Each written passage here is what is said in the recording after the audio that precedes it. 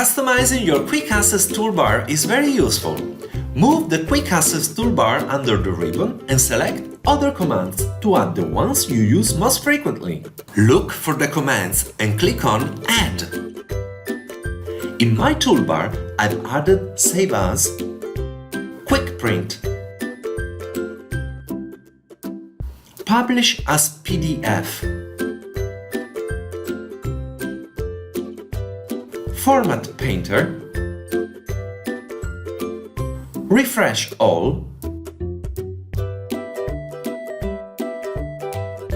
Rename Table,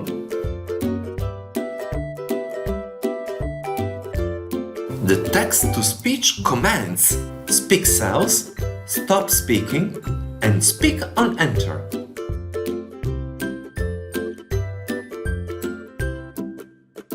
Select visible cells. And finally, Camera. You can arrange the commands using the arrows on the right. Once you're done, click on OK.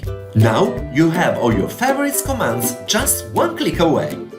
Did you know about this trick? Tell us in the comments below, and don't forget to like the video and subscribe to the channel.